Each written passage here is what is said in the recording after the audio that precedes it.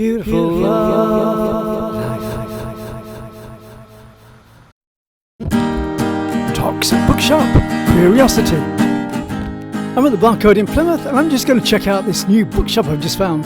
It's non-binary, it's transsexual, it's bisexual, it's lesbian, it's gay, it's everything you want it to be. And it's also a rest space.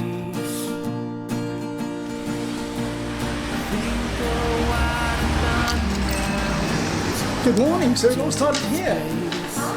The home of Farley's Rusks that went international. Loads of people have been asking if we're going to make any, but I don't know the recipe. What's the recipe today, Jim? That used to be Jimmy Young programme on BBC 2 years ago, but we won't go there. So what do you do here? So basically, originally it's supposed to be a bookshop, specialising in LGBT literature because it's incredibly hard to find in mainstream bookstores. But more than that, it's ultimately just to provide a space for people to feel welcome and safe, even if it's just for that brief moment. Yeah. And they're allowed to just be. Yeah, there needs to be alternatives to pubs as well. Oh, absolutely. Because more and more at the moment, the community is moving towards sober events, sober spaces. Good, brilliant. Because they want to move away from the sort of stereotype that everything is all sex and drinking. No, a lot of it's very destructive, which is what put me off the scene.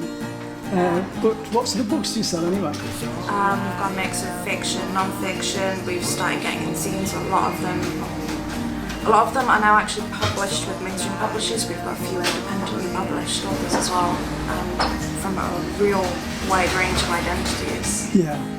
Absolutely fantastic. Are you from Plymouth? And what's it been like for you in Plymouth? Are you, what's your sexuality, if you don't mind me asking? Not that it matters. Oh, it doesn't matter. At the moment, it's in a bit of a state of flux. I'm not quite sure, but I identify as non-binary. Right, okay. Because it's the closest sort of phrasing that, at the moment, matches my understanding of my gender. Yeah. And yeah, growing up, it was always a bit weird, just kind of not quite feeling like you sort of fitted in. Yeah. And everyone else is growing up alongside me and they're like, oh yeah, so this is my partner, you know.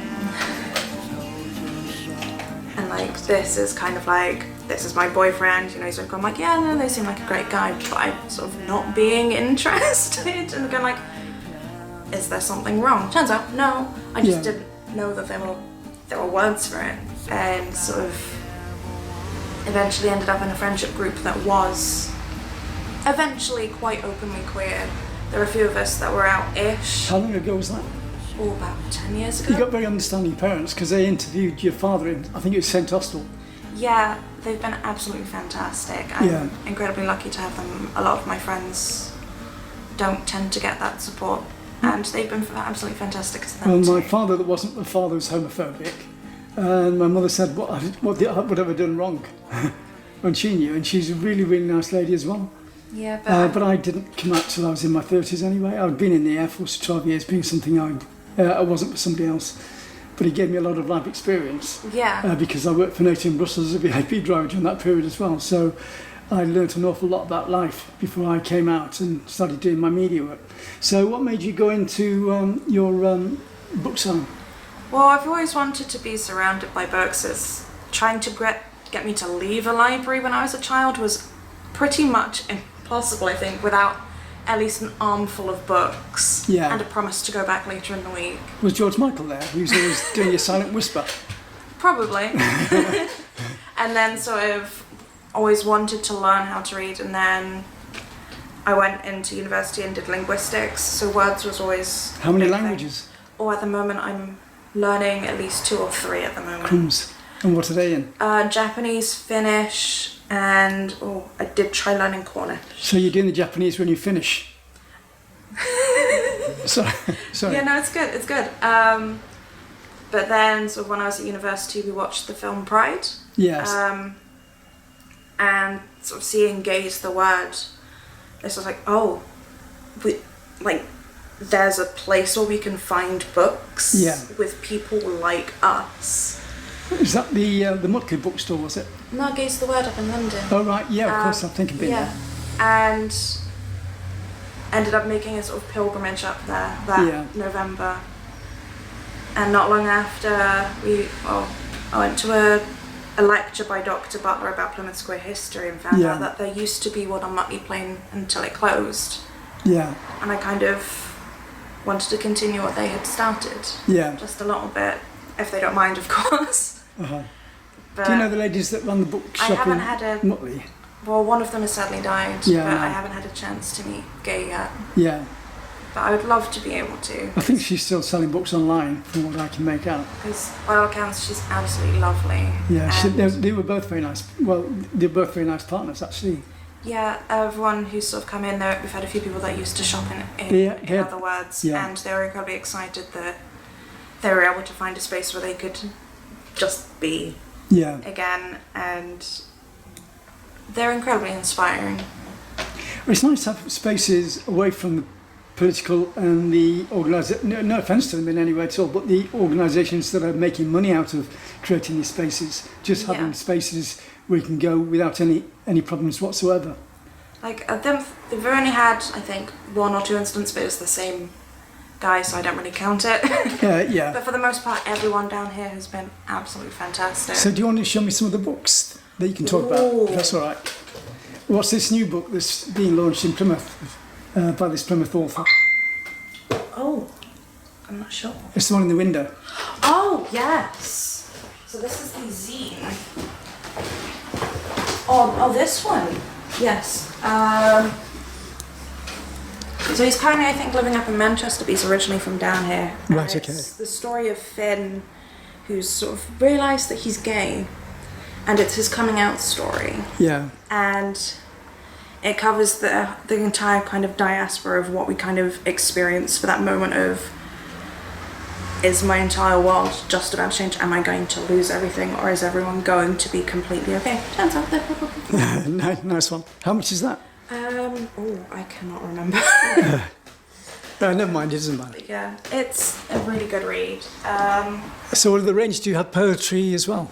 We have a little bit. It's poetry isn't my area of expertise, so I ask a lot of the people I know on the Plymouth poetry scene. Yeah. And so they send in recommendations. Well, we read this one's really good. So one that I'm kind of excited about at the moment. Radical trans poetry. Yeah, that looks really intellectual.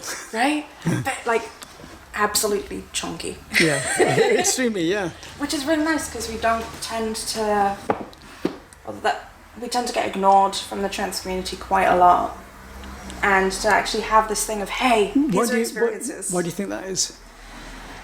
A lot of people don't quite like us, they don't understand us. Yeah. And well, the thing is, too many people within the community, even the gay community, put up walls. Yeah. You know, pride is about understanding people and respecting people for who they are.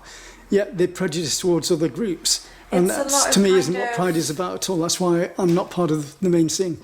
A lot of it is kind of, the trans community kind of shakes the fabric of what they think they know. Yeah. And it's a very powerful movement now, though. It is absolutely fantastic. Everyone is genuinely incredibly lovely. Yeah.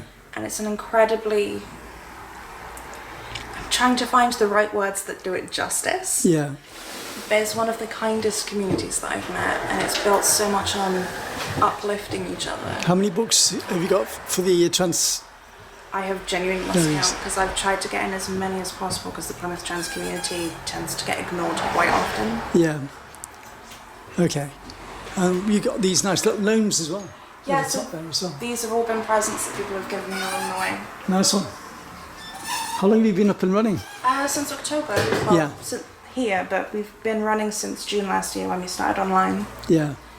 And we met the person who used to run this shop at Pride last August. And they're like, hey, you know, my business is closing down, would you like the space? Yeah. And I'm like, yeah, okay. Uh-huh. And we've been here ever since. And what's your website? www.toqs.co.uk. Okay. Q. Are you on Facebook as well? Yeah, we're on Facebook, Instagram, Twitter, or X. All the major social network sites. And we are now on TikTok. Okay. The time flies. TikTok. Yeah. Thanks very much anyway. Thank you so much. It's been an absolute pleasure. What's your name again? Elle. Okay, thanks, Elle. Cheers, thank you. Check out The Gratitude of Life by Plymouth author Sam Thorpe. It's in Brettonside, not far from the Swallow and King's Arms, Plymouth's gay village. Thanks to everybody at Toqs Bookshops, Plymouth. Music with Pride with thanks by Chris Oxon from Facebook. 30 years of culture and the arts as a free service on Love Summertime TV. Don't forget to friend and share my videos, subscribe to my channel and support me through PayPal at ccsphoto1@gmail.com. Thanks for watching the video. It's live.